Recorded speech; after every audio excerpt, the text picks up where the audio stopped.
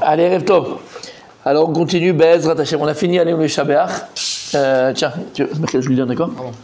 Tiens, mon tzaddik. On a fini, allez, nous les Shabbat. Et maintenant, on continue. Alken Nekave. Alken. Donc après, allez, nous les Shabbat. On a l'habitude de dire, Alpha Natfila, Alken Nekave la Hashem Lokenu. On avait expliqué le premier cours, si je ne me trompe pas, que ce passage de la Tfila, la dernière prière qu'on fait avant de terminer la prière, quoi. Qui c'est qui l'a écrit? On a dit qu'Alénu Shabbat, qui c'est qui l'a dit? C'est Yoshua bin Nun. D'accord? Chez Josué. Quand est-ce qu'il l'a dit? Lorsqu'il va faire la conquête de Jéricho. Alken et Kavelach, c'est pas Yoshua qui l'a dit. Alors, okay. C'était qui? Je réponds un peu à ma question parce que moi je me demandais, quand j'étais très jeune, ouais. On ne lisait pas ce passage-là. Et d'ailleurs, dans les premiers livres il y avait pas écrits en petit. Ouais. Je rappelle-moi. Ouais. Bon, c'est une grosse erreur parce qu'il n'y a aucune différence entre le premier, l'Alénu Shabbat et Alken. Les deux, il faut les dire. Les deux. Mais là, oui, tout à fait. Je te laisse. Voilà, il y a fait. Donc on sait qu'Alénu Shabbat, c'est Yoshua bin Nun. Exactement. C'est Josué qui l'a écrit lorsqu'on a fait la conquête de Jéricho. Ça, on avait parlé déjà. Et Alken, on avait dit à l'oral, on l'a vu même dans le texte, c'était ramené, que c'est qui l'a écrit, qui l'a composé? C'est Akan. Akan, c'est lui qui l'a écrit, c'est lui qui l'a dit. C'est qui Akan? Et non pas à Jean Lépin. Bah oui, je te connais toi. C'est qui Akan? Non? Alors dans le Nach, c'est du Nach, c'est l'histoire juive. Lorsqu'on a fait la conquête de Jéricho, c'était un Shabbat. Et Akadosh Baruch Hu, il a dit à Yoshua bin Nun, puisque c'est un Shabbat, il sera interdit de prendre le butin. D'accord? C'est interdit de prendre quoi que ce soit de la ville de Jéricho, interdit de toucher au butin. Il y a un anathème sur la ville de Jéricho, donc on ne peut pas prendre. Et donc Yoshua a prévenu tous les soldats d'Israël, et il y a un Yetzirah, il a eu la pulsion de transgresser ça, il a eu beaucoup d'argent, beaucoup de choses, beaucoup de trésors, et il a pris, et il l'a enterré pour venir le chercher, mais il l'a pris, il l'a touché. Si c'était pas Shabbat, ils auraient eu le droit de... Oui, bien sûr. Ah ouais, non, ouais, sûr. Et donc c'est Shabbat, donc il a dit, donc lui il a pris. Et c'est Akan, personne d'autre, et que lui qui a pris. Et l'histoire elle fait comme ça, tout va bien pour l'instant. Quand ils vont conquérir la deuxième ville d'Eretz Israël, de la terre d'Israël, c'est la ville de Haï, comme la mayonnaise. Il n'y a que Maï qui... T'as compris? Ouais. Voilà. Bon, ils sont trop jeunes, ça dit qu'ils ne peuvent pas comprendre, c'est des petits genoux. D'accord. Et donc ils vont conquérir la ville de Haï, et vous savez très bien qu'à ce moment-là, à cette époque-là, c'était Akadosh Baruch Hu qui faisait la guerre pour Israël. C'est pas nous qui faisions la guerre, c'est Dieu qui faisait la guerre. Et donc, on fait la conquête, on va à la conquête de la ville de Haï, et il y a 36 soldats d'Israël qui tombent, qui meurent. Chose qui n'était jamais arrivée. C'était pas possible, et ça ne veut pas arriver, puisque c'est Dieu qui fait la guerre, donc c'est impossible. Et là, Yoshua bin Nun se met par terre, il déchire ses vêtements, il prend le deuil, et il ne comprend pas ce qui se passe. C'est jamais arrivé une chose pareille, même avec Moshe Rabbeinu, c'est pas arrivé. Et là, il y a un malach, Dieu il envoie un ange, il est devant Yoshua avec une épée, et Yoshua il dit: t'es avec nous ou t'es contre nous? Est-ce que t'es un ange de nos ennemis de Haï ou t'es un ange d'Israël? Et là, l'ange il lui dit: je suis un ange d'Israël et je viens de prévenir. Sache que pourquoi ils sont tombés, les soldats d'Israël, dans la conquête de la ville de Haï? Parce qu'il y a un qui a pris du butin de la ville de Jéricho, la ville qu'on a conquise. Il a pris là-bas le butin alors que c'était interdit. Et cette faute, elle a entraîné la mort de 36 tzadikim. Et Yoshua il dit: mais alors qui c'est? Qui c'est? Shonara, je ne peux pas te dire. Alors comment il a fait? Goral. Alors tirage au sort, mais Minashamaim, ça vient du ciel. Il a tiré, il a mis tous les tribus, tous les machins et tout ça. Et c'est d'abord arrivé la tribu de Yehuda. La tribu de Yehuda, ils ont mis chaque mishpacha, chaque famille. Et il a tiré la famille de Akan, et c'est tombé sur lui. Et donc il avait que c'était lui, il est parti le voir, il lui a dit: qu'est-ce que t'as foutu? Tu es tsarara, je sais plus, truc, machin, tout ça. Chayav mita, il devait mourir. Et avant de mourir, il a fait teshuva à Akan. Il a fait teshuva.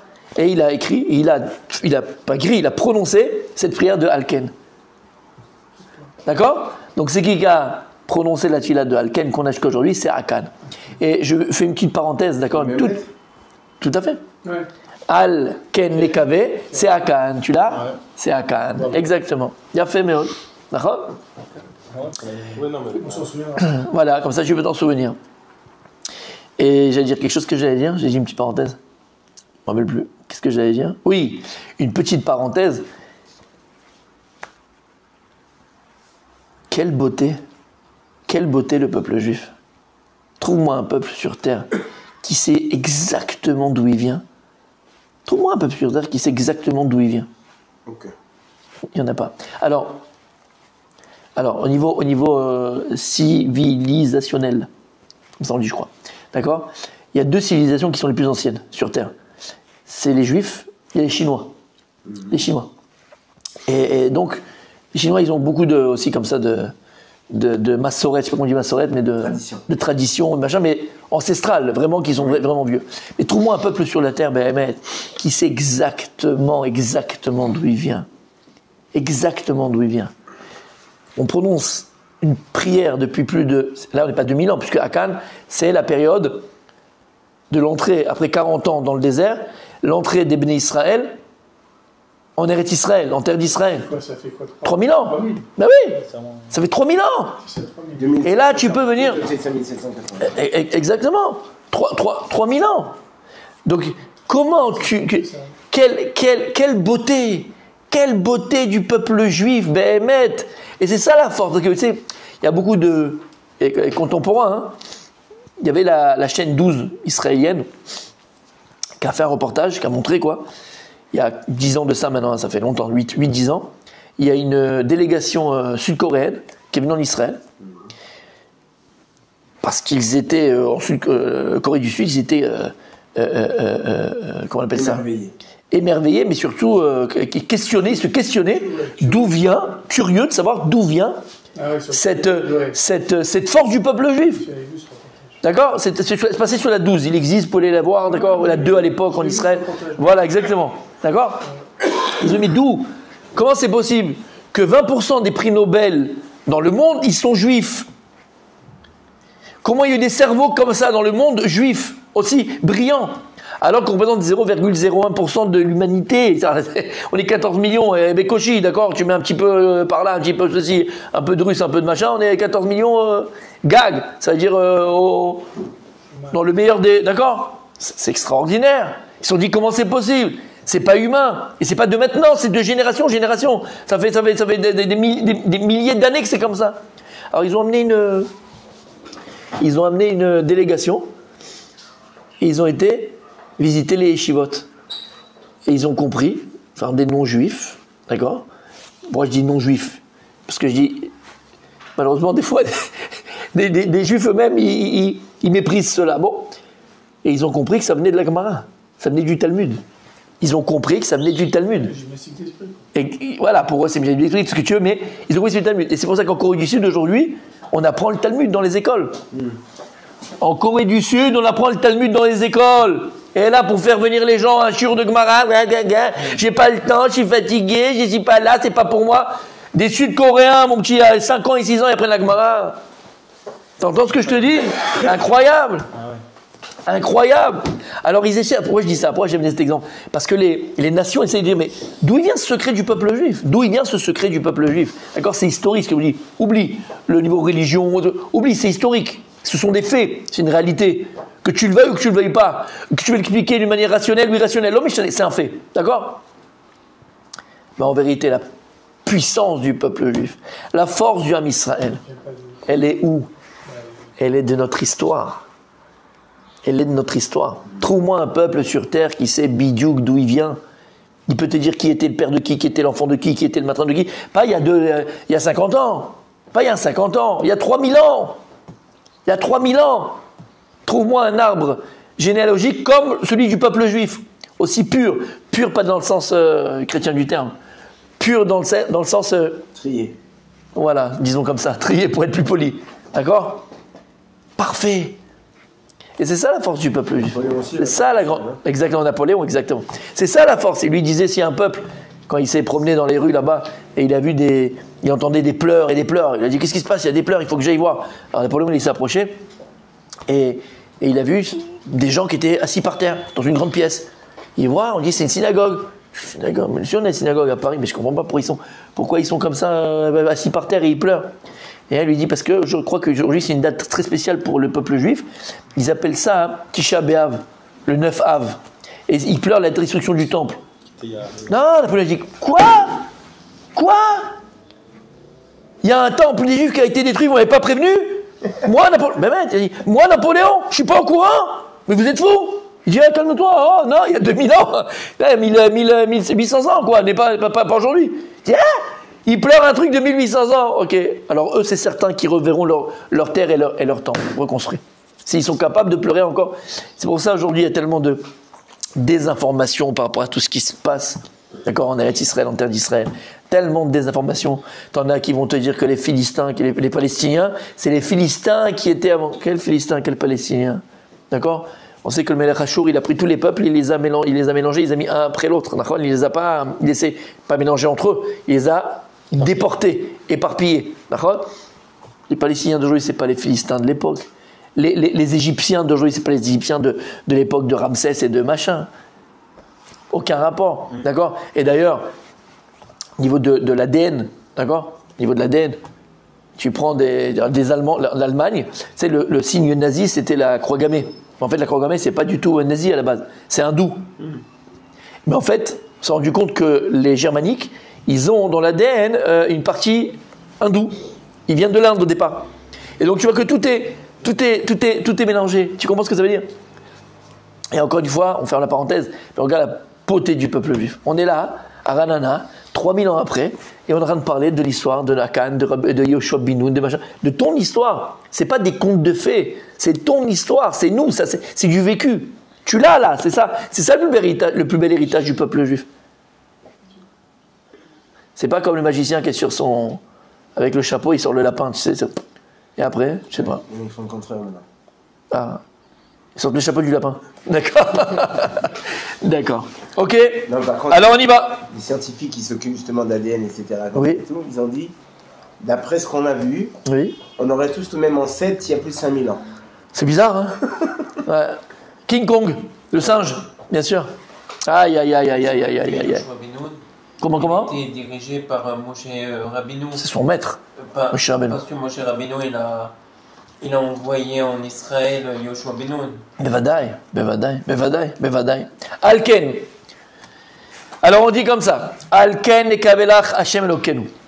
C'est pour cela. Alken, c'est pour cela qu'on espère en toi, Hashem, notre Dieu. Qu'est-ce qu'on dit ici? Alken et Kabelach. Donc vous comprenez bien que Alken, c'est pour cela, c'est la suite de ce qu'on a dit là-haut. Donc si tu n'as pas compris ce qu'on a dit en Alenu et Shabeach, d'accord, ben, tu auras du mal à comprendre ce qu'on va dire après, parce qu'on a dit Alenu et Shabeach, la Danakol, la Kadosh Baruch Hu, on te loue, toi, la Danakol, et donc tout ce qu'on a dit là-bas. Et on commence Alken, on dit, et c'est pour cela qu'on espère en toi, Hashem Elokeinu. Parce que qu'est-ce qu'on a dit avant? Il n'y a personne que toi, Kadosh Baruch Hu. Il n'y a personne. L'Ishua Techa Kiviti Hashem. En ta délivrance, à Kadosh Baruch Hu, j'espère. À Kadosh Baruch Hu, il n'y a que toi. Ve'efes Zulato, en milvado. Alors on vient, on dit, Alken, c'est pour cela. Nekabelach Hashem Elokeinu. On espère en toi, Hashem notre Dieu. Omer a Sifte Chaim. Mikevan shanu yodim besechel u margishim balev. Deux choses. Puisque nous savons de manière intellectuelle, par notre esprit, et donc en vérité, puisque l'on a conscience, on va le dire en français, et un beau français, puisque l'on a conscience, et nous ressentons cette chose-là profondément dans notre cœur, ou mevatim bedibourenu, et on va exprimer cette conscience et ce sentiment qu'on a, comment? Bedibourenu, par notre parole, on le dit, ou bemaasenu, et dans nos actions. Qu'il n'y a aucune autre réalité qu'Akadosh Baruch Hu est de sa volonté et que tout est fait en fonction de la volonté de Dieu. Comme on a expliqué les cours derniers, ne crois pas que le banquier il a une force intrinsèque à lui, ne crois pas que la bourse c'est elle, ne crois pas que haine. Comprends que la seule force qui existe dans ce monde-là, la seule réalité, c'est celle de Dieu. Et puisqu'on a conscience de ça, et on ressent cela au plus profond de notre cœur, et on l'exprime d'ailleurs, parce qu'on le dit, énorme milvado, et on le fait dans mes actions. Je n'ai pas besoin de voler pour gagner de l'argent, puisque je sais que l'argent vient de toi, donc je n'ai pas besoin de voler. Dans mes actions, je vais aider, je vais donner de mon temps, je vais donner de mon argent, Lama, parce que je sais que c'est toi, Kadosh Baruch Hu. Ve'akol naaseh umitkayem al yado. Et tout n'existe que par la main d'Hachem. Ve'talui bo becholet. Et tout dépend de Dieu à chaque instant. À chaque instant. La reine, alors c'est pour cela, Alken, c'est pour cela. Anu mevakshim ou mekavim. C'est pour ça que Dieu, on te demande. Maintenant, on peut te demander. Et on espère. On espère de quoi? On continue. Lirot mehera betiferet uzach. De voir rapidement la splendeur de ta force. Qu'est-ce qu'on demande à Kadosh Baruch Hu? Alors maintenant, puisqu'on est Mekavé à Kadosh Baruch Hu, on espère qu'en toi. On peut te demander, quoi? De pouvoir voir très rapidement la splendeur de ta force. C'est quoi il dit? Shenire bekarov beidgalut aper shel shiton Hashem yitbarach. Qu'on puisse avoir le mérite d'Akadosh Baruch Hu, de voir le retour de ta royauté sur terre, la puissance du pouvoir que tu as dans le monde. Lama, parce que malheureusement aujourd'hui, c'est la puissance de Dieu que l'on voit, c'est la royauté de Dieu que l'on voit, c'est la royauté du dollar que l'on voit, la royauté de l'argent qu'on le voit, le pouvoir de l'homme que l'on voit. Et on espère en l'homme, on pense que c'est l'homme. Où est la royauté de Dieu? Tout ça c'est bafoué à Kadosh Baruch Hu, Chaz v'Shalom. C'est le bafoué. Pensez qu'Ochivot Samyadi, c'est la force de mes mains, c'est mes muscles qui font la guerre. Quelle guerre? Guerre économique, guerre militaire, guerre philosophique. Bien sûr, on est capable aujourd'hui de te changer l'ADN d'une brebis, d'une chèvre et humaine. On est capable de transformer l'homme aujourd'hui. On fait des manipulations génétiques. Merci mon tzaddik. Génétiques, mais folles aujourd'hui. Folles. Et ça, c'est ce qu'on sait. Alors imagine ce qu'on ne sait pas qu'ils font, les professeurs folles dingues. Aujourd'hui, on a des professeurs folles dingues. Il faut que vous sachiez. Comment? C'est sûr. Ouais. Il y a des conférences qui sont faites sur ça, tu les trouves partout, hein. À la télé, dans des émissions, ils appellent ça l'homme amélioré, quoi.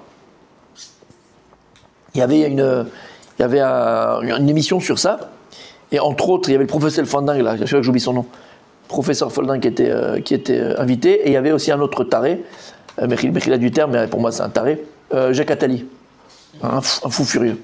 Et là-bas, il t'expliquait, alors les deux ils étaient là comme des d'accord, et l'autre il t'expliquait qu'en fait, on va arriver le but de tout ça, c'est rendre l'homme immortel. Et l'autre dit, mais c'est ce qu'on est en train de faire. Alors il explique, il dit, ma vérité, comment tu vas rendre. Alors le journaliste lui dit, mais comment vous pouvez rendre l'homme immortel? Il dit, ma vérité, comment tu vas rendre l'homme immortel? Il lui dit, un objet. Ben, un objet, il est là. Donc on n'est pas détruit avec la main, l'objet, il est là. En vérité, il dit que si tu rends l'homme objet, eh ben, tu améliores son espérance de vie. L'homme objet. Mais ils te le disent comme ça, c'est ouvert autrement, il n'y a pas de problème. C'est pas une imagination, des fabulations, d'accord? Tu peux le retrouver là où tu veux. Ils en parlent ouvertement. On appelle ça l'homme amélioré, d'accord? Tout ça, c'est quoi? Ils se prennent pour Dieu, ces gens-là. On est ce qu'on a vécu. On est dans la tour de Babel. La tour de Babel, c'était ça. Bon, Dieu t'a créé le monde, laisse-nous gérer maintenant. Parce que nous, on pense à la tour de Babel quand on était petit à l'école, Nachon, mon Rabbi Adam. C'est une tour, ils ont construit, ils ont mis une lance là-haut. On a les photos qu'on a pu voir quand on était petit. Bon, ça, c'est quand tu étais au GAN, Zadik. Tu comprends? Quelque chose qui se cachait derrière ça. En fait, c'était ça, c'est Kochi Votem. Cette époque-là, cette génération-là, ils se sont dit, on n'a pas besoin de Dieu. On est assez intelligents, surtout qu'ils étaient proches de Bassé Bergit, ils connaissaient plein de choses. D'accord? C'était des monstres. Ils n'avaient pas besoin de la voiture Tesla et de la fusée ils se déplaçaient avec le Shem Hashem, avec le nom de Dieu, ils se déplaçaient. C'était pour ceux, bon, ils sont jeunes encore, mais bon, toi, voilà, nous, on se rappelait, d'accord? Star Trek, exactement. Téléportation. Tac! C'était des tic-tac pour eux. Ils n'avaient pas besoin de cette matérialité, ils étaient tellement spirituels qu'ils n'avaient pas besoin de tout ça pour. T'entends ce que je te dis? Comment des personnes de ce niveau, ils sont arrivés à se mettre au-dessus? Alors ça, c'est une très très très bonne question. Je la parenthèse, je vais la fermer très très vite, je me la ferme très vite, n'aie pas peur. D'accord? La parenthèse, pas moi. Il y a Raoul, t'as vu comment il a pris tac, il a... D'accord? Ça, on avait expliqué, mais je ne veux pas rentrer dans ça, je veux avancer quand même, mais c'est une très bonne question. Ok? Je vais donner un exemple. Si quelqu'un il habite au rez-de-chaussée, rez-de-chaussée, ça veut dire que c'est rez-de-chaussée. Tu veux voir rez-de-chaussée? Merci. Et il est là sur son... Il a quand même un balcon, mais c'est un rez-de-chaussée, balcon, ok? Et puis il est en train de boire, machin, il se penche un peu trop, il tombe. Qu'est-ce qu'il a? grand-chose. Aïe, comme tout à l'heure, comme la ville, d'accord? Aïe. Mais le type, il habite au premier étage. Bon, ben ouais, 4 mètres, 2 mètres, il y a 2 mètres, il y a 2 mètres. Il se penche, il tombe. Aïe, aïe. Alors lui, il va au deuxième, il est au 5e étage. Maintenant, il y a 10 mètres, il tombe. C'est ouïe, ouïe, ouïe. D'accord? Maintenant, le type est sur le toit du building à New York, 200 étages, et il tombe. C'est quoi? Id Gadal, Vid Kadash, Shemeraba. On est tous d'accord, ok? Là, c'est le Kaddish. On est tous d'accord? Mais c'est exactement ça, Tzadik. Plus on s'élève dans la Rouchaniout, dans la spiritualité, plus la chute, s'il y a, elle est grave. Pourquoi? Il explique le Rav Dessler. Parce qu'Akadosh Hu a créé un monde en dualité. C'est-à-dire qu'il y a le bien, il y a le mal, il y a le lumière, il y a les ténèbres, il y a l'impureté, il y a la pureté, il y a l'impureté, ainsi de suite, en dualité. Et Akadosh Baruch Hu, pour que ce monde en dualité soit juste et équitable, qu'il n'y ait pas plus de mal ou moins de mal, ou plus de mal ou moins de... D'accord? Qu'il soit équitable en l'homme. Alors Akadosh Hu, il a créé le libre arbitre. Le libre arbitre, c'est que tu as toujours 50-50, à la base, au départ. Mais tu comprends bien, hein, dit Rav Dessler, que le libre arbitre mon libre arbitre à moi, c'est pas le même que celui du Rav Yosef, ou du Rav Kanievski, ou d'un tzaddik, d'accord, Yesod Olam. C'est certain que non. Nous, notre Yetzarara, tu sais dire, est-ce que ce soir je vois un petit d'huile de finesse ou pas? Ah, je le vois pas. Ouais, mais c'est Beatlesman, c'est pas Beatlesman, non, mais j'aurais pu. D'accord, t'as Yetzarara de là. Tu prends l'huile de finesse, Kacher, Rabbi Jacob, il est Kacher, ok. Tu l'amènes à Rav Yosef, tu l'amènes à Rav Kanievski. Il sait même pas ce que tu veux de lui. Il va pas se dire, ah là là, ouais, grave, ah non, j'étais dans le Gemara, dans 2 minutes, j'ai envie. Non. Par contre, pareil pour toi. Si maintenant il y a quelqu'un qui vient, il te met ici sur la table un cochon rôti de la rue Cadet. Je l'appelle parce que je passais tout le temps chez mes grands-parents, il y avait une rôtisserie de cochon, il y avait une odeur sur toute la rue, d'accord? Comme ça, il te le met au milieu. Il te donne les fourchettes, les assiettes, les machins, il te dit, allez, la brioche, c'est pour toi. Tu le manges le cochon? Quoi, non? Moi, non, enfin, j'essaie de comprendre le... Est-ce que tu le manges? Non. Est-ce que tu as envie de le manger? Même pas. Est-ce que tu as intérêt de le manger? Non. Il dit Rav Dessler, c'est pourquoi? Parce que c'est ce qu'il appelle des Nekudat HaBechira, le point du libre arbitre. Ça veut dire qu'on a un curseur, exactement. C'est comme, d'accord, tu as le libre arbitre, et il y a un curseur. Chacun, en fonction de la conscience qu'il a du bien et du mal, donc en vérité la conscience qu'il a de Dieu, mais soit le curseur il est plus haut, soit le curseur il est plus bas. Ça veut dire que, en fonction de la Nekudat HaBechira, tu sais où tu te trouves dans ta Avodat Hashem. La preuve, c'est que voilà, je te donne l'exemple du cochon. C'est-à-dire que le cochon, tu ne penses même pas à manger. C'est même pas Yetzerara. D'accord? Ça veut dire que ça, hein, c'est en dessous de ta Nekudat. Tu n'as même plus le choix de manger ou pas manger. Tu comprends? Tu as une telle conscience que c'est la mort que tu ne vas pas le manger. Donc là, c'est en dessous de ta Nekudat. C'est en dessous de ton point de libre arbitre. Par contre, il y a des choses qui sont au-dessus de ton libre arbitre. C'est quoi par exemple? Je ne parle pas de toi, hein, mais c'est quoi par exemple? C'est-à-dire que tu ne poses même pas la question, mais dans l'autre sens. La plage mixte. Pour toi, tu fais rien de mal. Tu fais rien de mal. Je vais me plage avec ma femme, les enfants, les machins, on se baigne, on truc. Tu vois pas l'interdit. Ça, c'est au-dessus de tes Nekudat Bechira. Alors, c'est quoi les Nekudat Bechira? C'est là où tu mènes ta guerre. Là où tu as conscience entre le bien et le mal. Le type, je donne un exemple, il va pas aller manger du cochon pour lui, c'est acquis, c'est fini. Mais tous les matins de se lever à la tefila, et prier en tzibour, c'est la guerre. Il sait que c'est important, il sait qu'il faut qu'il y aille, il sait qu'il faut machin. Et d'un autre côté, il dit il faut que tu dormes, il faut que tu machin, t'es fatigué, il est 50-50. Elle est là ta guerre. Et ainsi de suite, chacun. Donc, l'exemple que je te donne par rapport au Dieu Yosef, toi le cochon, tu vas pas le manger. Et bien pour lui, Rabbi Jacob, c'est comme le cochon pour toi. Dans son échelle de libre arbitre, pour lui, c'est en dessous. Il ne sait même pas ce que tu veux chez lui. Ça ne lui parle même pas. Mais, c'est toi que j'explique, il dit Rav Dessler, l'homme échané. Comment dit l'homme échané en français? C'est pas grave. Peu importe. Non, peu importe, c'est bien. Ouais. Peu importe, en vérité, la Nekudat HaBechira. Là où le point de ton libre arbitre, où il se trouve dans cette échelle-là,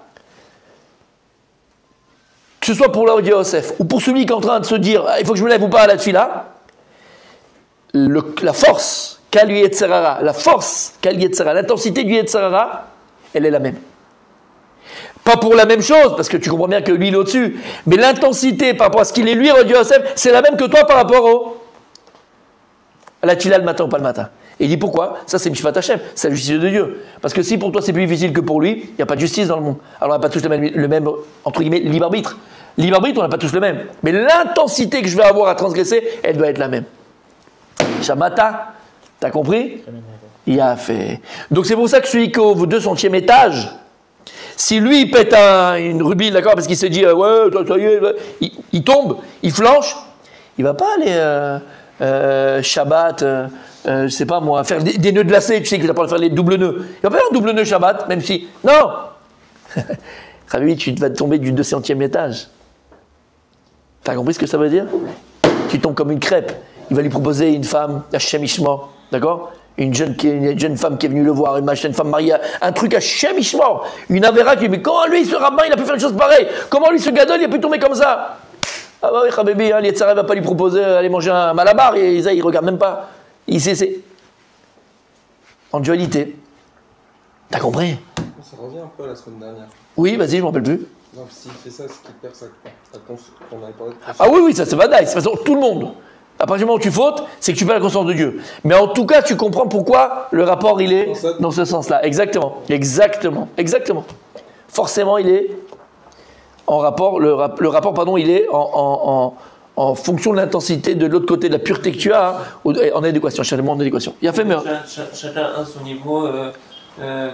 Par exemple, quelqu'un il a du mal à ça, il va faire un effort. Exactement. Mais ça veut dire que c'est ta nikudat de bras. Toi, ta guerre, elle est là. Ni en dessous parce que c'est acquis, et ni avant parce que tu n'as même pas conscience. Et donc, c'est ce qu'il dit. Donc, il dit, donc c'est ce qu'on disait, mais, d'accord, Mechila, on disait, c'est ça. C'est le pouvoir de l'homme. Alors, nous, on demande à Kadosh Baruch Hu. Qu'est-ce qu'on lui demande? On lui demande à Hachem. Lirot, me'era betiferet tuzach. De voir, Be'ezrat Hachem, très rapidement, la splendeur de ta force. On veut que toi rayoter Hachem, que ton pouvoir, voir le pouvoir de Dieu sur terre. Vezot, comment? Quand est-ce qu'il y aura le pouvoir d'Hachem sur terre? Comment est-ce qu'on va avoir le mérite? Comment avoir le mérite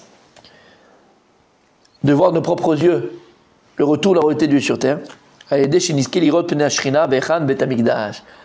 la reconstruction du temple à Jérusalem.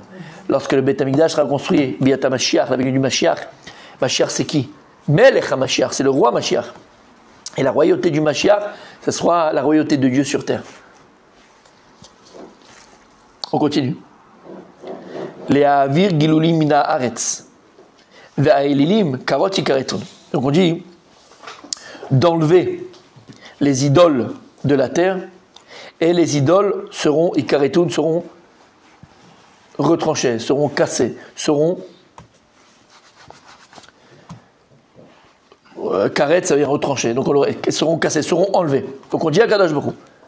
Parce que lorsque ta royauté sera dévoilée dans le monde, alors les Havir, avant, toutes les idolâtries, toutes les idoles disparaîtront de la surface de la terre.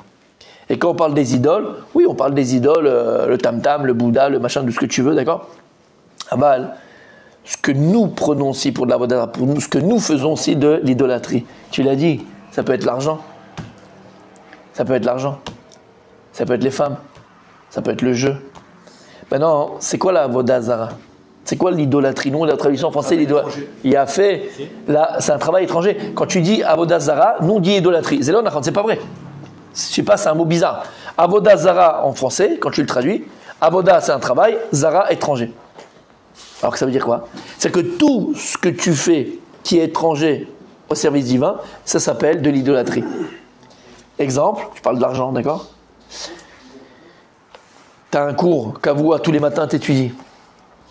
Mais tu vas louper ton cours parce que tu as peur de ne pas avoir ta parnassa, ou tu as peur que le magasin n'est pas trop ouvert à l'heure, ou tu as peur que tu as un super coup de fil important. Donc tu fais passer quoi? Un travail avant celui de Dieu. Eh bien, si tu veux passer un travail avant celui de Dieu, Dieu il te dit, mais toi, Pekno, là en bas, là, qui me demande Yeshua, vas-y Hachem, aide-moi, ma parnassa, mon machin, mon bidu chouette. Demande à ton Dieu. Tu t'es fait un Dieu?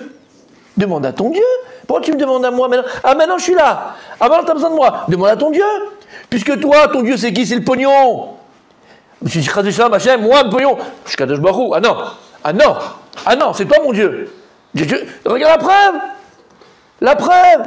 Comme tu as peur d'être fatigué au travail, tu viens pas à la fila à Betsibourg. Alors que tu venais, je ne sais pas quelqu'un qui ne venait pas. Tu le faisais. Mais comme tu as peur d'être fatigué, alors maintenant, tu viens pas à la fila. Donc finalement, qui tu veux passer en premier? Ton Dieu. Le pognon. Tu avais ton chiot Kavua. Pourquoi tu avais passé ton travail avant le shiur? Donc c'est ton... Alors qu'est-ce que tu demandes à moi? Tu viens me pleurer chez moi. Va demander à ton Dieu. Mets $1 comme ça, prosterne-toi devant lui, amène-lui des offrandes, mets-lui un peu de bisli, un peu de machin, fais de la bourra. Vas-y, c'est ton Dieu. C'est ton Dieu, sois cohérent. Au moins, ça va à fond, sois cohérent. Sois cohérent. D'accord? Ou ça peut être le Dieu des femmes. Ça peut être le Dieu de l'argent. Ça peut être le Dieu du football. Il y en a un? Ouais, bien sûr. Le Messie. Quand je jouais, Le Messie. Le Messi. Quand je jouais en club, quand j'étais jeune, à l'UST, Union Sportive Tunisienne. Mais maître, tu avais compris? Non, toi, tu avais compris, t'as pas compris. Voilà, tu vois. L'UST, c'était un club qui était en Tunisie. Il y avait 99% c'était des juifs. Non, d'accord, j'ai pas vu. Et après, ils l'ont refait, machin. Et après, alors on s'appelait plus comme ça. Ils disaient plus tunisienne. Alors, Tunis, c'était comme ça, Union Sportive Tunisienne. Ils s'appelait Union Sportive Tricolore, mais c'était l'UST de... Ils ont voulu faire l'UST de Tunis. C'est pour la petite anecdote. Bref. Et donc, je m'en parlais toujours. Une fois, j'ai parti aux entraînements. Il y avait l'entraîneur et il y avait un qui l'aidait. Tu vois, des gens qui l'aidaient pour nous entraîner, tout ça. Et je me rappelle le premier entraînement. C'est un truc que tu... D'abord, j'étais foot, donc tu te rappelles de ce que tu aimais. Mais le premier entraînement, t'as 12 ans, 13 ans, t'es en pupille, on appelle ça. T'es en pupille comme ça et tout, t'as acheté les crampons, t'as machin, t'es comme un fou là, tu te prends pour... À l'époque, nous, c'était pas, il n'y a pas Zidane, il n'y avait pas encore Zidane. C'était les Platini, c'était, bref, hein, la Hasra. C'est la belle époque, les Waddle, les Chris Waddle. Marseillais, bien sûr. D'accord, moi, c'était une autre époque, ça dit que c'est une autre époque. Bref. Et je m'en parlais toujours. Alors on arrive, on sort du vestiaire, on s'était habillé tout ça pour aller s'entraîner. Avant d'entrer sur le terrain comme ça, il y avait c'est pas l'entraîneur qui était juif. L'aide de l'entraîneur, c'était un arabe.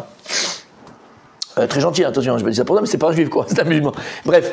Et on est tous comme ça, et avant de rentrer sur le terrain de l'entraînement, il nous arrête. Il dit attendez, là maintenant je vais vous dire quelque chose, c'est le plus important. Il dit, je sais pas qui va faire carrière, qu'est-ce que vous allez faire, vous serez resté amateur, je sais pas. Mais là écoutez bien ce que je vais vous dire. On est là, tu sais, t'es à 12, 13 ans, qu'est-ce qu'il va nous dire? T'es comme un fou. Et il nous dit, vous allez rentrer maintenant. Vous allez faire appel au Dieu du stade.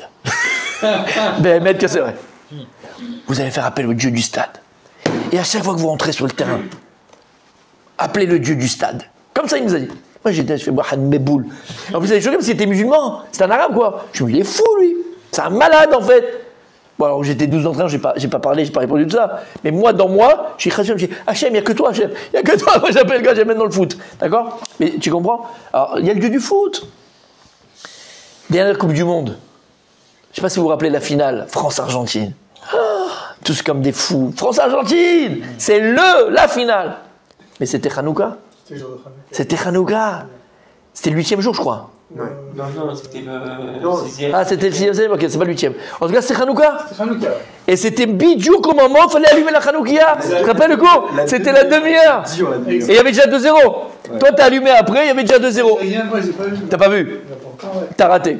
En tout cas, il a fait. Non, mais on n'a pas pu voir, donc on a vu la deuxième mi-temps. On n'a pas pu voir, tu vois la deuxième mi-temps, d'accord? Tu pouvais pas voir, c'était Hanouka.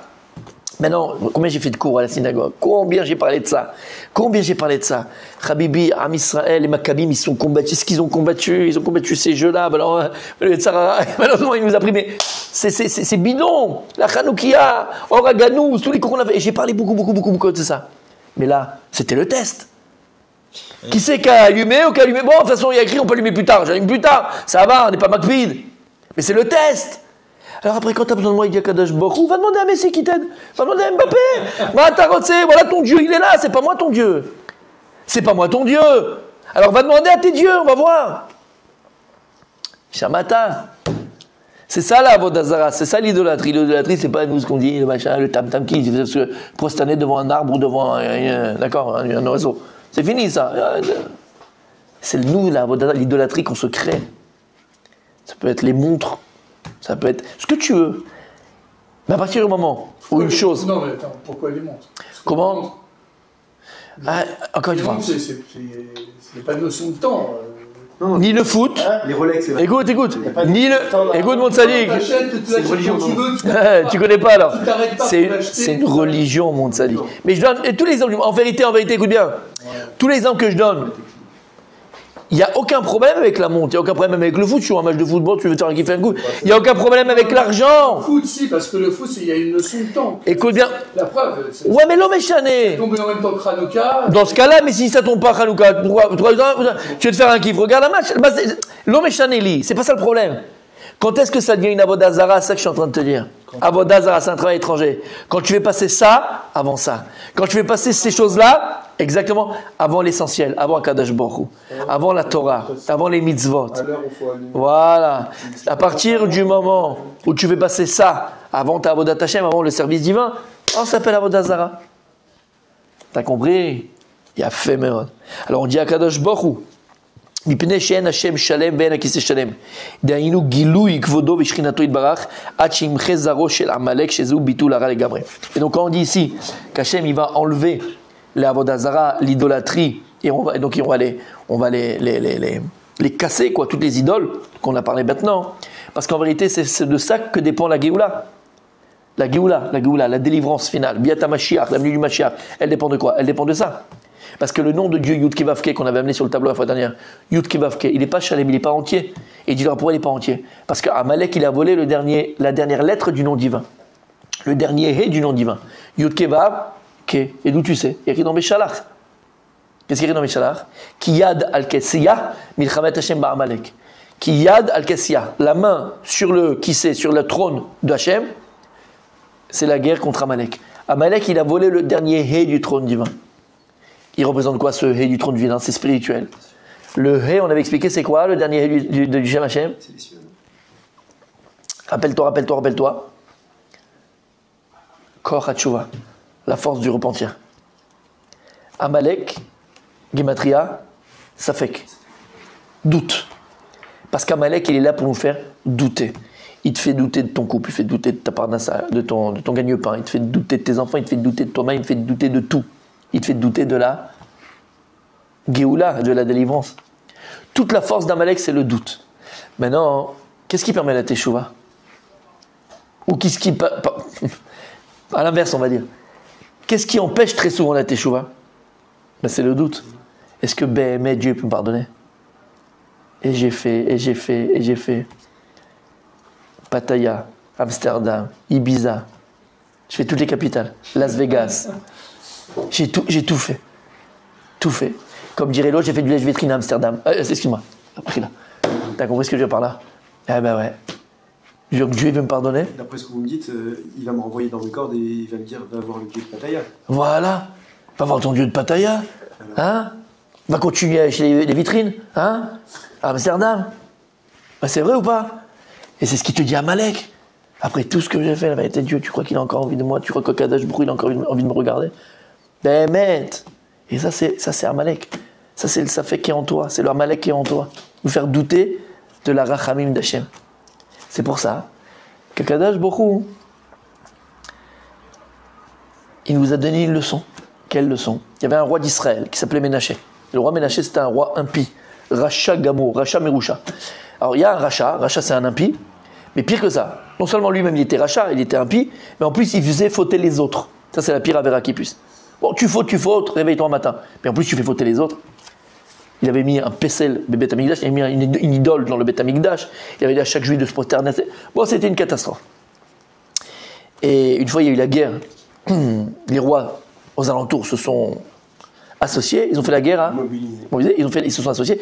Ils ont fait la guerre contre Israël et ils ont gagné la guerre et ils ont pris en captivité le roi Ménaché. Le roi Ménaché venait de Chesko Amelech. C'est un tzadikim, de tzadikim mourim. Son père, c'était un tzadik. Et donc, ils l'ont pris. Ils ont attrapé un roi juif. On va se faire un kiff. Donc, ils ont dit à tous les gens de tous les pays comme ça de se réunir comme un colisée, c'est comme une grande... Et on va lui faire sa fête. Ils l'ont pris, ils l'ont attaché. Et en bas, il y avait du feu comme ça, d'accord? Et ils l'ont fait comme ça descendre pour le cramer, pour le brûler devant tout le monde. Et Ménaché, il voit ça. Il commence un petit peu à flipper. Et il commence à appeler tous les dieux qu'il connaissait de l'époque. Il y avait des idoles, d'accord? Baal, le machin, le bidou chouette. Il est comme ça sur la corde. Qui c'est qui va... C'est ton argent qui va te sauver à ce moment-là. C'est les femmes que tu as été souillées qui vont te sauver maintenant.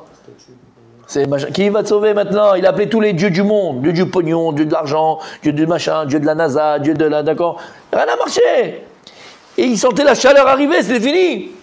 Tout d'un coup, la Gemara, elle dit, il s'est rappelé. Il s'est rappelé, il dit, ouais, attends. Mon père, quand j'étais petit, me parlait de Dieu d'Israël.